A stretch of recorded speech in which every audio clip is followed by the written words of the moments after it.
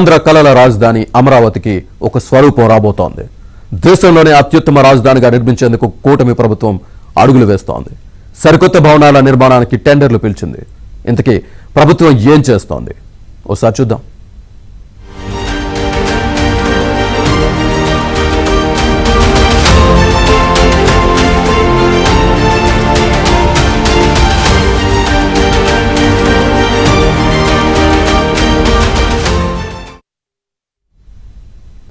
అమరావతి నిర్మాణం వేగం పుంజుకుంటోంది. వచ్చే 3 ఏళ్లలో అమరావతిని ఒక అందమైన మహానగరంగా తీర్చిదిద్దేందుకు ఏర్పాట్లు జరుగుతున్నాయి. ఇందుకోసం ప్రస్తుతం నిర్మాణంలో ఉన్న భవనాలకు తోడు మరికొన్నిటిని పచ్చజెండా ఊపారు. సులభంగా సమర్థంగా పరిపాలన సాగించేందుకు వీలుగా భవన నిర్మాణం జరగబోతోంది. చంద్రబాబు ప్రభుత్వ ప్రయత్నాలకు అన్ని వర్గాల వారు సహకరిస్తున్నారు.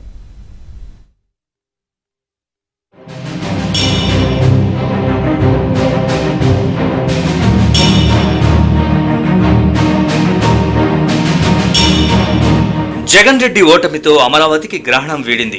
అన్ని దారులు ఇప్పుడు ఏపీ రాజధాని అమరావతి వైపే వెళుతున్నాయి. 3 ముక్కలాటకు తెరపడి అమరావతే ఏకైక రాజధాని అని నిర్ధారణ జరిగినప్పటి నుంచి పనులు జెట్ స్పీడ్లో వెళుతున్నాయి.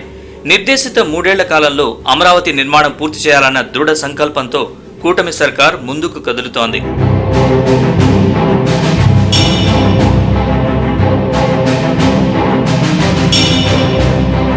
రాజధాని ఇప్పటి వరకు తాత్కాలిక భవనాల్లోనే నడుస్తోంది. తాత్కాలిక సెక్రటేరియట్, అసెంబ్లీ, మండలి ఇలా చెప్పుకుంటూ పోతే అన్నీ తాత్కాలికమే అవుతున్నాయి. జగన్ 5 ఏళ్ల పాలన కారణంగా తాత్కాలికం దగ్గరే పనులు ఆగిపోయాయి. ఇప్పుడు పర్మనెంట్ గా భారీ భవనాలు నిర్మించేందుకు, రోడ్లు వేసేందుకు చంద్రబాబు ప్రభుత్వం సంకల్పించింది. జగన్ నిర్వాకంతో నీటిపాలైన సచివాలయ భవన సముదాయ పునాదుల పటిష్టతపై కూటమి ప్రభుత్వం అధ్యయనం చేయించింది. ఐఐటి హైదరాబాద్ బృందం నీటి లోపలున్న పునాదుల్ని పరిశీలించి పునాదులకు ఎటువంటి ఢోకా లేదని, తదుపరి నిర్మాణానికి ఎటువంటి ఇబ్బంది ఉండదని నివేదికలో ప్రస్తావించింది. దీంతో ఒక అవరోధం తొలగిపోయింది. అలాగే ఒకటొకటిగా అడ్డంకుల్ని తొలగించుకుంటూ కూటమి సర్కార్ ముందుకు సాగుతోంది.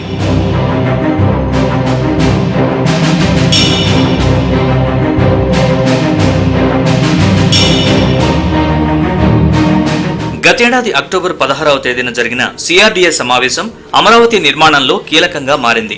దీనిలో భాగంగా ఎప్పుడెప్పుడు ఏ నిర్మాణాలకు టెండర్లు పిలవాలి, ఎలాంటి పనులు ముందుగా చేపట్టాలని ఒక షెడ్యూల్ రూపొందించుకున్నారు.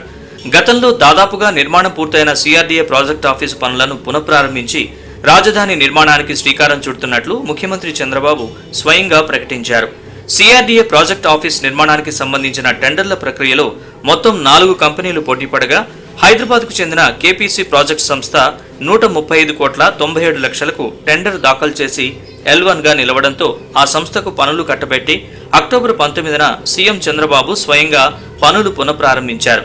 హైకోర్టుకు వెళ్లే మార్గంలో రాయపూడి సమీపంలో సీడ్ యాక్సెస్ రోడ్డు ఆనుకుని ఎమ్మెల్యే, ఎమ్మెల్సీ భవన సముదాయాలు నిర్మించాలని గత టీడీపీ ప్రభుత్వం నిర్ణయించింది.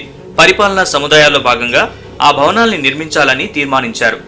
మొత్తం 18 టవర్లుగా 288 ఫ్లాట్లతో ఈ భవనాలు నిర్మించేందుకు అప్పట్లో సిఆర్డీఏ ప్రణాళికలు సిద్ధం చేసింది. అమరావతి గవర్నమెంట్ కాంప్లెక్స్ లో భాగంగా నిర్మించే ఆ భవనాల్లో 146,240 చదరపు మీటర్ల విస్తీర్ణంలో నివాస సముదాయాలు ఉంటాయి.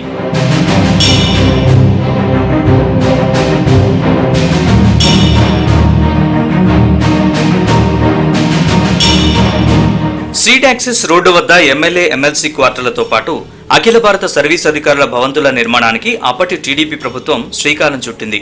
2017లో 700 కోట్ల రూపాయల అంచనా వ్యయంతో పనులు ప్రారంభించారు. వీటిలో 12 టవర్లు ప్రజాప్రతినిధుల కోసం కేటాయించగా మిగిలిన 6 టవర్లను విడిగా అఖిల భారత సర్వీస్ అధికారుల నివాసాల కోసం నిర్మించారు. ఈ 6 టవర్లలో ఒక్కొక్క టవర్కు 12 అంతస్తుల చొప్పున మొత్తం 144 అపార్ట్మెంట్లు ఉంటాయి. ఇందులో కొన్ని పనులు ఇంకా పెండింగ్ లో ఉన్నాయి. ఈ భవనాల్ని పూర్తి చేయడానికి జగన్ సర్కార్ ఏమాత్రం ప్రయత్నించలేదు. పైగా చేయని పనుల్ని సైతం పూర్తి చేసినట్లుగా చూపి 80.38 కోట్లు తీసుకుంది. ఈ ప్రాజెక్టుకు రుణం ఇచ్చిన అడ్కోకు పనులు జరుగుతున్నట్లుగా చూపించేందుకు 1-2 రోజులు పెయింటింగ్ పనులు నిర్వహించారు. అయినా వైసీపీ హయాంలో ఒక్క టవర్ అందుబాటులోకి రాలేదు. ఇక ఈ ఏడాది ఆఖరుకు అఖిల భారత సర్వీస్ అధికారులు, ప్రజాప్రతినిధులు 4వ తరగతి ఉద్యోగుల నివాస భవనాల్ని పూర్తి చేయనున్నారు.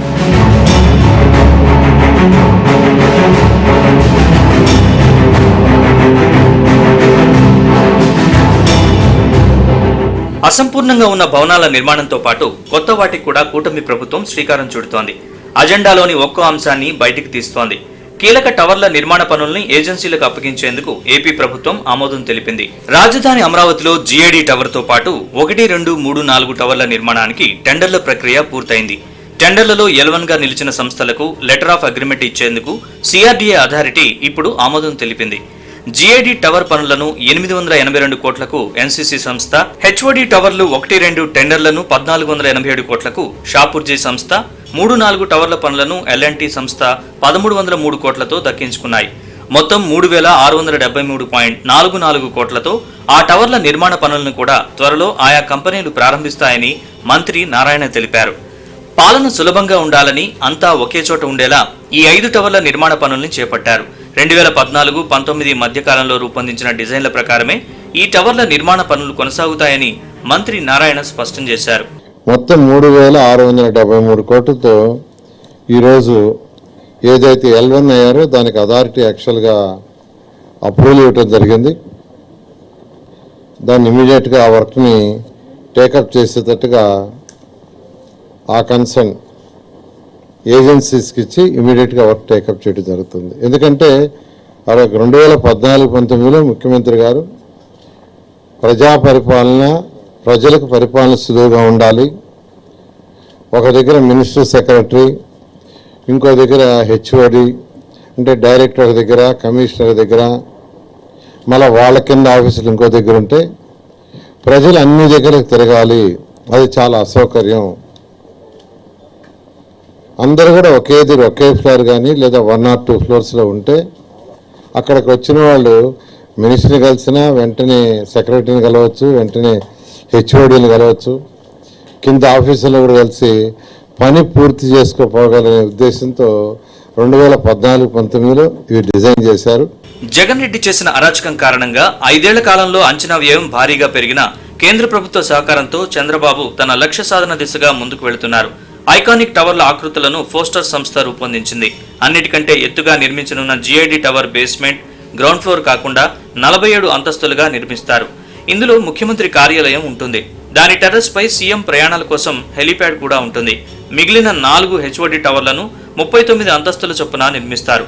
ఐకానిక్ టవర్లో మొత్తం విస్తీర్ణం 68.88 లక్షల చదరపు అడుగులు. వాటి నిర్మాణానికి 60,000 టన్నుల స్టీల్ పడుతుందని అంచనా.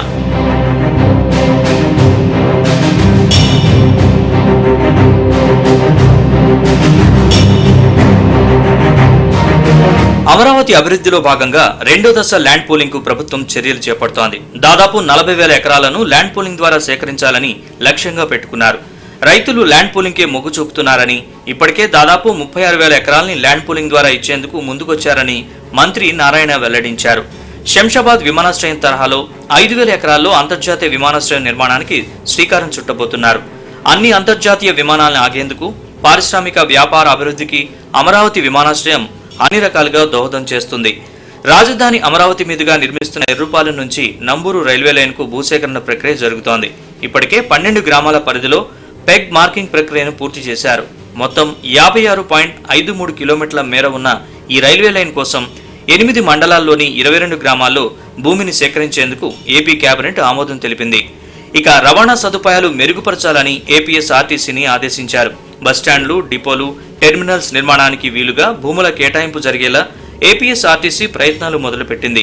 పరిపాలన, న్యాయ, ఆర్థిక, విజ్ఞాన, ఎలక్ట్రానిక్స్, ఆరోగ్య, క్రీడా, మీడియా, పర్యాటక నగరాల పేరిట ఆంధ్రప్రదేశ్ ప్రభుత్వం నవనగరాలు నిర్మిస్తోంది. ఆ 9 నగరాల్లో ఒక్కో బస్టాండ్, దానికి అనుబంధంగా డిపో నిర్మిస్తారు. బస్టాండ్కు 5 ఎకరాలు, డిపోకు 5 ఎకరాల చొప్పున అవసరం ఉంటుందని ప్రతిపాదిస్తున్నారు.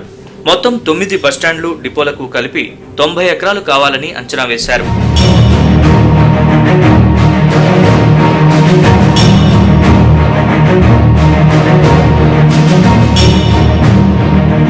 ఏదేమైనా నిర్దేశిత 3 ఏళ్ల కాలంలో గరిష్టంగా అన్ని పనులు పూర్తి చేసేందుకే ప్రణాళికలు సిద్ధం చేస్తున్నారు.